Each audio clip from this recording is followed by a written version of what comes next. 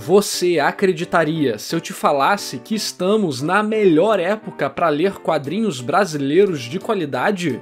Pois é, se liga na arte de algumas obras que eu vou comentar nesse vídeo. Mas arte não é tudo. Vamos descobrir quais autores estão contando boas histórias. Eu sou o narrador e vem comigo que com certeza você vai perceber que temos muito potencial para quadrinhos e mangás no Brasil. Em 2020, eu tive a oportunidade de receber de presente do Giovanni Caruana a Harmony HQ, uma coletânea de histórias fechadas criadas por vários autores, que foi publicada pelo estúdio Harmon. Acho importante falar sobre isso porque ela representa bem o mercado nacional, composto por muitos apaixonados que nem sempre podem dedicar todo o seu tempo aos desenhos, visto que ganhar dinheiro com quadrinhos no Brasil é muito difícil. E é disso que a nossa primeira história, Brakuman, fala, com o roteiro do Fábio Jesse e arte do Rafael Munhoz. Essa é uma história que faz referências a várias pessoas e eventos do mercado nacional. O próprio nome já denuncia sobre o que é a obra, um Bakuman no Brasil. E é realmente uma ideia com um ótimo potencial. Afinal, quanto mais problemas o protagonista enfrenta, mais interessante é uma história. E em problemas, o Brasil é especialista. Como alguém que acompanha o mercado há muito tempo, ler essa história e ver as referências me faz aproveitar ela de um jeito diferente. Sabe, ter encontrado pessoalmente autores que se tornaram referência e foram transformados em personagens nesse one-shot faz você perceber até onde nosso mercado chegou. Ele era bem escondido antes, quase inexistente para o público geral, e hoje está engateando, mas sempre avançando. Vou deixar os links dos vídeos que eu falo do mercado nacional na descrição e no card. Falando sobre a estrutura da história em si, ela segue o modelo comercial japonês e tem batidas corretas para te deixar interessado, contando alguns acontecimentos da vida de um autor amador de mangás, que trabalha o dia todo, desenha de madrugada e tem o sonho de publicar no Japão. Essa é uma história mais real do que vocês imaginam. O estilo do desenhista é bem diferente do que você está acostumado, mas ao mesmo tempo é gostoso de ler, tem personalidade.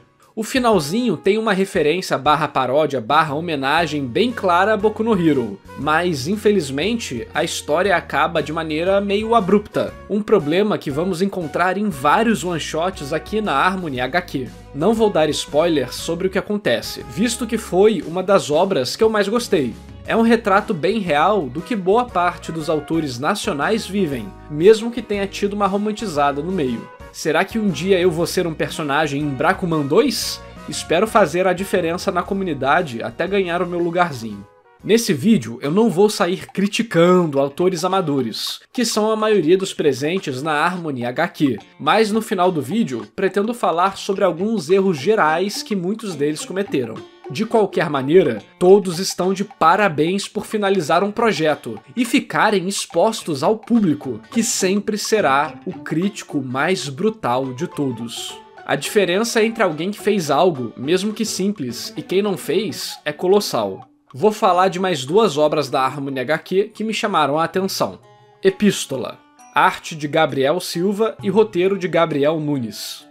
Esse one-shot é de terror e realmente curti muito, me deu até alguns arrepios. A história é bem construída e tem um mistério legal. O roteiro administra bem a fonte de tensão, mas quando ela é revelada, a história acaba abruptamente.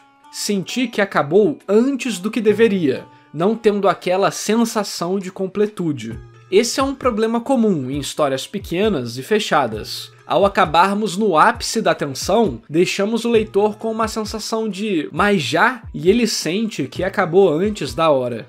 Em terror, isso é mais complicado ainda, pois boa parte da ansiedade, que é diferente do susto de um jumpscare, usa muito o mistério de não sabermos o que está ameaçando os personagens. Então a história gastar muito tempo com um monstro revelado pode diminuir a aproveitação dela. Sabe quando o filme de terror fica meio chato ou fraco no final? Pois é, normalmente é porque você já não tem mais a apreensão que tinha no início. A arte também foi outra coisa que me chamou a atenção, sendo mais rústica e rabiscada, mas isso combinou com o clima da história e ajudou a dar um toque mais bizarro. Pessoalmente gostei, mesmo que em alguns pontos tivesse deixado a desejar um pouco, na maior parte do tempo cumpriu bem a proposta. A revelação foi boazinha, até teve uns leves foreshadows, mas acho que dava pra ter enfatizado mais um pouco certos elementos que envolvem um monstro, por assim dizer. Não posso falar mais aqui para não dar spoiler. Enfim, minha ansiedade e apreensão foram manejadas de maneira satisfatória, e a resposta chegou na hora certa, então já é mérito suficiente. Só acho que dava pra ter administrado melhor o meu engajamento final. Dá pra ver que faltou um pedacinho na história que não coube nas páginas propostas. Lucky Guy, de Giovanni Caruana. Essa é uma história de comédia sobre um cara que é bonito demais, e por isso a vida dele é uma bagunça. As situações são interessantes, tem uma reviravolta legal e alguns momentos divertidos. Mas acho que o mais importante é como a história se fecha direitinho no final do one shot, algo que muitos artistas têm dificuldade de fazer. Creio que aqui dê pra ver como Giovanni já é mais maduro em fazer quadrinhos, tendo algumas publicações já. A leitura é fácil, os desenhos se mantêm constantes e o ritmo da história flui bem. Algumas poucas cenas parecem levemente forçadas, devido ao pouco tempo que temos com os personagens. Mas como um one-shot, funciona bem. Não sei se é impressão minha, mas pelo jeito, o Giovanni gosta muito de desenhar histórias mais cômicas. Os outros quadrinhos que ele me deu, Amarração do Amor e As Crônicas de Lídia, também são na mesma pegada. As Crônicas de Lídia, ironicamente, é apenas um rápido one-shot, e também é uma história um pouco mais simples, enquanto a Amarração do Amor segue mais ou menos a mesma estrutura de Lucky Guy, com acontecimentos inesperados, contratempos e personagens que servem muito bem ao enredo. Basicamente, temos um Reigen de Mob Psycho em Amarração do Amor, o que é sempre um elogio. Já o outro protagonista, acho que podia ter algumas técnicas de empatia a mais nele, porque ele fica bem no limiar de personagem de comédia ou algo meio creepy se você parar pra pensar. Não vou ter tempo de detalhar mais uma obra, mas fica aqui a menção honrosa a Dreams, da Pamela Marins. A arte é muito bonita e realmente se destaca dentro da coletânea. A obra dela é um shoujo yuri com pitadas de fantasia. Infelizmente, acho que teve muito conteúdo para um pequeno one-shot, fazendo com que a última página tivesse o pivô da história, mas era a última página, e deixa aquela sensação de ué, mas agora que ia começar de verdade? Olha, recomendo você dar uma olhada no site do Estúdio Armon e ver o trabalho desses autores. Lá você vai achar toneladas de histórias completamente de graça. Então, sigam essas pessoas, conversem com eles, critiquem o que acharem que tem que criticar, elogiem o que tem que elogiar, mas sempre os motivem a continuar evoluindo. Você é essencial para esse mercado crescer, mesmo que seja comentando o que gostou ou não e por quê. Vou deixar o link do Estúdio Armon na descrição. Antes de falarmos de Rei de Lata, dá um like no vídeo e se inscreve no canal para não perder nenhum conteúdo. Toda semana temos análises de animes, mangás e jogos, além de trazer conteúdo brasileiro de qualidade que você nem sabia que existia. Compartilhe o vídeo com seus amigos ou em algum grupo. Vamos ajudar a fortalecer o mercado nacional. Então, bora lá. Rei de Lata, de Jefferson Ferreira. Se eu tivesse que descrever Rei de Lata com algumas referências que me vêm à cabeça no momento, eu diria que é uma junção de KND, a Turma do Bairro, com Sweet Tooth com Boku no Hero. Esse esquema de adultos versus crianças é uma maneira muito boa de vender histórias infanto-juvenis. Fica uma cara de HQ popular que você poderia de fato encontrar por aí. Resumindo a história, ela é sobre José, uma das várias crianças com poderes em Marte, e ele acha que vai se tornar o novo rei do mundo, mas durante o processo terá que viver em um planeta destruído onde os adultos caçam crianças com poderes. Agora, vamos dar uma analisada técnica. Começamos com uma exposição sobre o mundo. isso nunca é recomendado, visto que exige um esforço do leitor para absorver informações diretas de um mundo onde ele ainda não está investido completamente. Vou falar a fundo sobre isso mais pra frente. Então, temos a apresentação de José, o protagonista, em cenas que já nos dão um contexto do seu comportamento e moral, tudo misturado com uma cena de ação legal e que revela seus poderes. É uma ótima apresentação, feita sem exposição e com interações legais, principalmente pelo fato do poder dele ser demonstrado para nós, ao invés de explicado. Durante esse primeiro capítulo, vamos vendo até onde vai o temperamento dele, e a exposição inicial nos dá um contexto que ajuda a entender os possíveis motivos do nosso protagonista ser uma pessoa aparentemente ruim, ou no mínimo perdida. De certa maneira, isso ajuda a gerar um pouquinho de empatia para continuarmos acompanhando ele. Outra técnica aplicada é o fato dele não matar um homem que aparentemente queria o assassinar nas primeiras páginas. Isso cria uma nuance e te faz dar um voto de interesse no personagem, justificando acompanhar ele. Passando disso, um personagem novo é introduzido. Ele e o protagonista têm umas interações legais, que falam muito sobre ambos personagens e geram uma situação de maior tensão. A apresentação do Arthur é muito boa. Vemos que ele é alguém que tem conhecimento do mundo, é gentil, respeitoso e aparentemente forte. Caso você não tenha engolido o José, Arthur é quase um oposto e vai servir de âncora para prender o público que ainda não tinha simpatizado com a história. O capítulo 2 apresenta vários personagens, que provavelmente serão recorrentes na obra, e nos é mostrado seus poderes e personalidades, além de determinar qual é o objetivo inicial dessa trama: fazer José entrar no grupo do Arthur.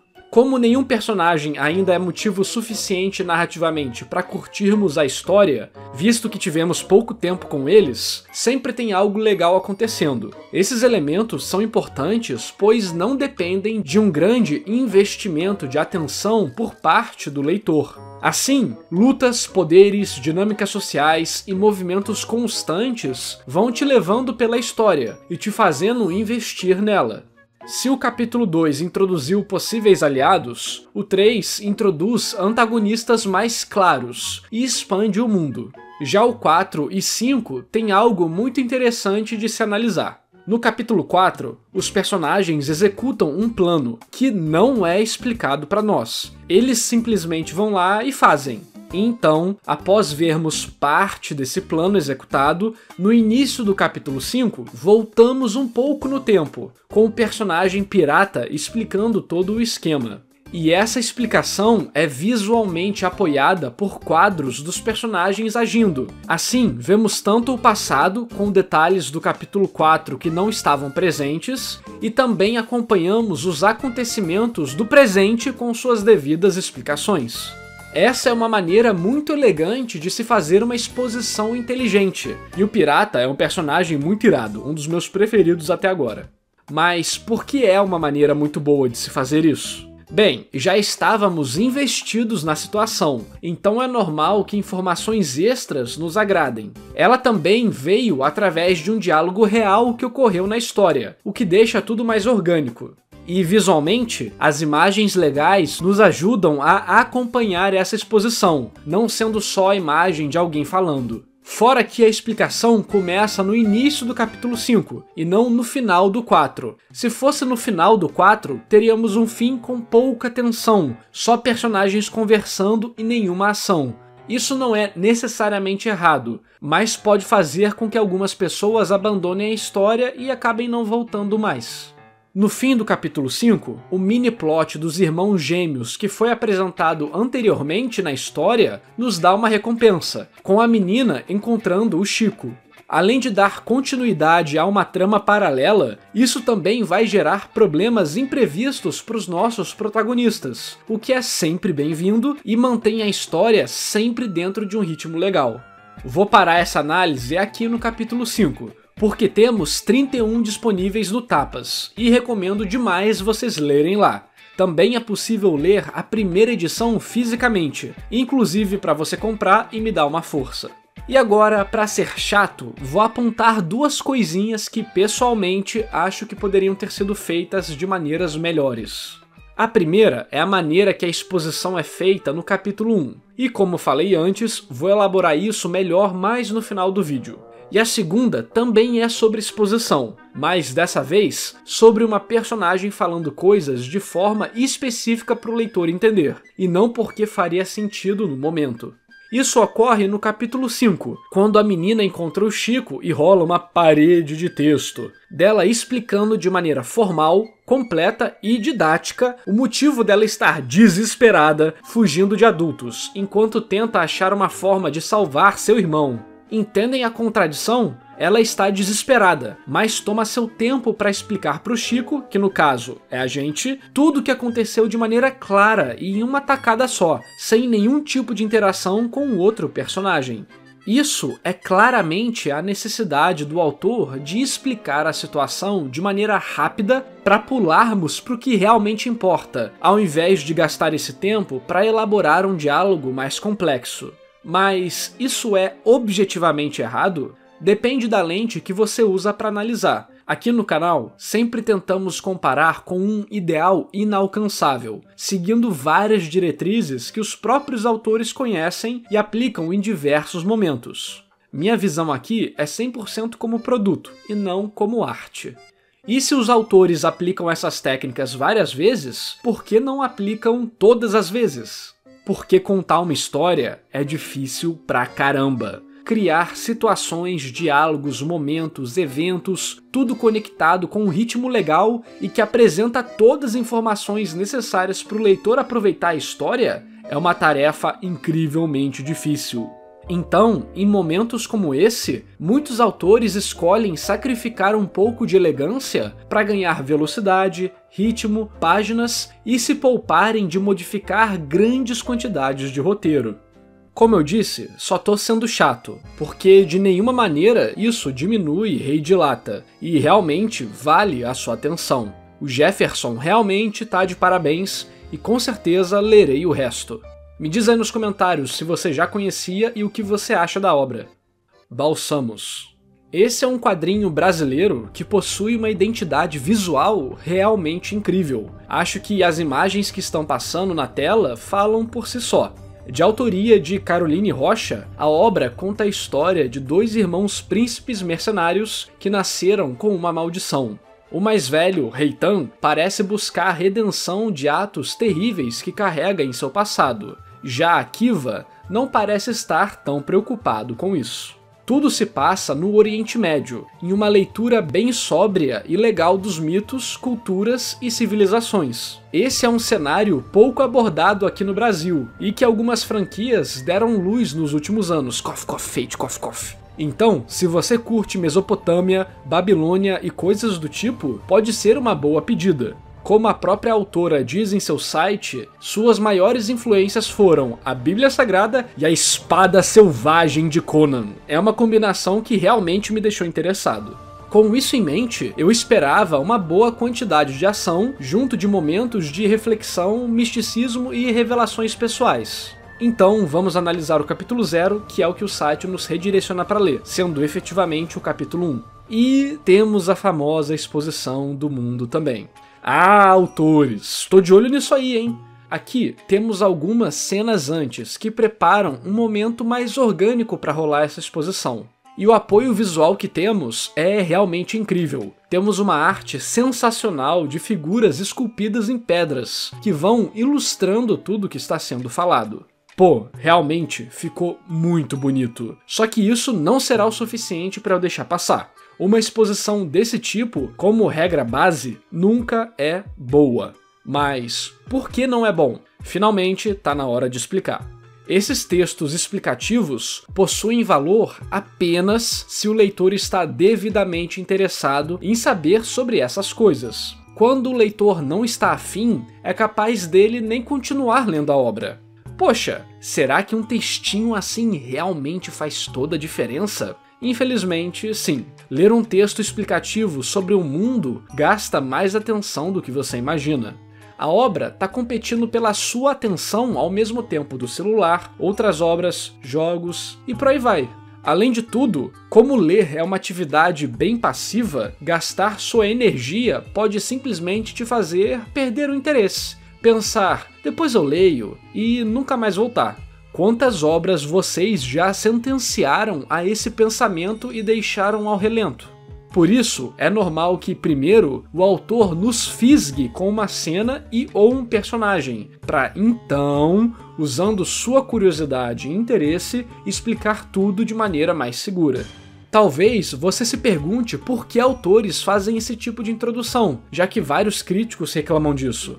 A resposta é bem simples. Como falei anteriormente, contar histórias é complicado. Autores precisam pensar no que eles querem te contar, no que é mais importante dentro da história, qual o ritmo que eles querem e muito mais. Diluir explicações de um mundo em cenas orgânicas é difícil, exige uma preparação grande, contextos interessantes, diálogos legais. Muitas vezes, isso está totalmente fora do que é possível de ser feito no momento.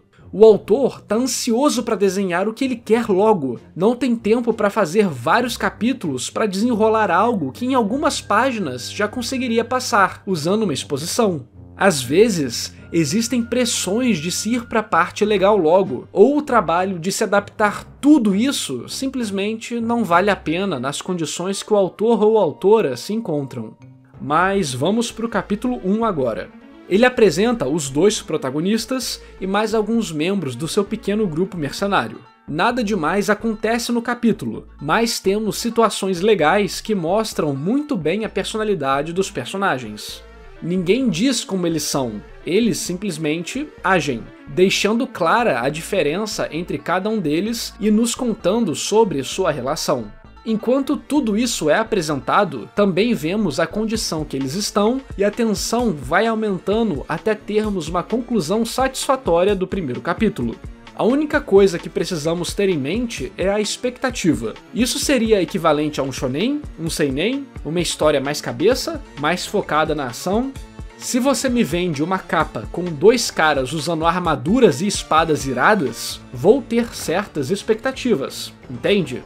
Então, acho que isso pesou no primeiro capítulo, não necessariamente pela escrita, mas sim pela expectativa.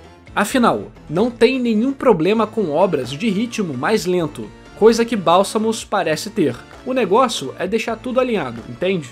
Assim, vamos para o capítulo 2. Tudo é muito bem apresentado visualmente, porém, temos um pequeno probleminha nas páginas iniciais. Muitos nomes de cidades, regiões e reinos são mencionados, mas como o leitor não possui noção sobre o que essas coisas representam narrativamente, nem qual a localização delas, são informações que possuem um potencial maior de confundir do que de contextualizar. Por exemplo, vinham do norte de Akutu, depois do rio Bezai, dos antigos faraós. Devo ter destruído a pronúncia dos nomes aqui, foi mal. Isso significa algo para vocês? Provavelmente não, e nem para mim, pois não fomos localizados espacialmente nem contextualmente sobre o que são esses locais e qual a importância deles dentro do mundo e da narrativa. O capítulo 2 também é bem lentinho, mas de maneira nenhuma é uma leitura chata. Tudo é muito fácil de ler e realmente a arte é um colírio para os olhos. Tá bom, vou parar de falar isso. A tensão poderia ter dado uma variada maior para ajudar a prender o leitor que não está tão interessado, mas acabamos tendo alguns momentos metafóricos e mais esotéricos. Isso pode ser perigoso, pois ainda não estamos tão a bordo da história assim. Não partilhamos das dores e dos sonhos dos protagonistas. Ter esses flashbacks antes de vermos os personagens em ação e antes deles conquistarem nossa atenção é algo complicado de se fazer. No fim, a história se moveu, os personagens mudaram de local, interagiram, se colocaram em perigo e tudo mais. Porém, as consequências narrativas desses eventos foram pequenas. No caso, eles apenas se prepararam para invadir um templo. Esse tipo de coisa tem que ser levado em consideração para manter o leitor interessado. Não precisam ser cenas de ação nem nada do tipo, mas acontecimentos que foquem sua atenção ali na história. Ser quase pego por um guarda, ter uma tensão maior na hora da possível traição, essas coisas.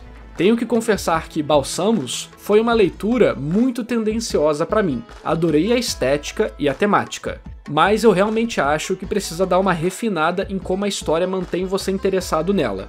A curva de tensão até sobe e desce, mas não tem variações drásticas que fazem você ficar focado nisso. O conteúdo disponível gratuitamente acaba aqui. Vou deixar o link na descrição para quem quiser ler.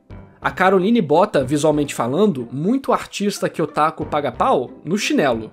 Na minha opinião, se ela conseguir treinar mais a parte da narrativa e descobrir como alcançar o seu ritmo de história ideal, esse diamante bruto será polido e se tornará uma baita atração. Uma coisa que quero reforçar é que essas análises são com as lentes de um produto comercial visando grande sucesso. Não tô analisando a arte aqui, e sim um produto. Por isso, é óbvio que cada obra vai variar muito de valor para cada um de vocês. Afinal, cada um vai ressoar de maneira diferente com as histórias. Com isso em mente, seguem alguns erros comuns que vejo em muitas obras. Muita informação quando não estamos nos importando com os personagens ou história. Não temos técnicas de empatia aplicadas no protagonista ou personagens importantes. Tentar criar duas ou mais linhas focais para uma história, não dar um arco de personagem ao protagonista e tentar acoplar um grande período de tempo em poucas páginas. Agora, algumas dicas rápidas. Normalmente, histórias pequenas se focam em eventos ou de um aspecto da vida /problema/conflito. Pense em que sentimento você quer causar no leitor, ou clima que quer criar com a história. Tudo que você escrever precisa te ajudar a contar isso. Histórias pequenas não têm muito tempo para se desenvolver, então tente fazer essa sensação o mais rápido que puder. Tenha uma perspectiva definida. E agora que você sabe o que fazer, pense em como fazer isso, como o leitor vai se sentir, o que ele vai pensar. Sua visão precisa ser refletida em todos os elementos da história. Se você tiver mais alguma dica, deixa aí nos comentários.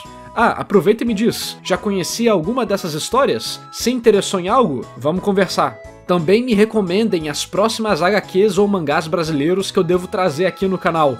A contribuição de vocês para a cena nacional é super importante. Por isso, compartilhe esse vídeo, vamos mostrar para os outros que a gente tem muito autor de qualidade só esperando uma chance.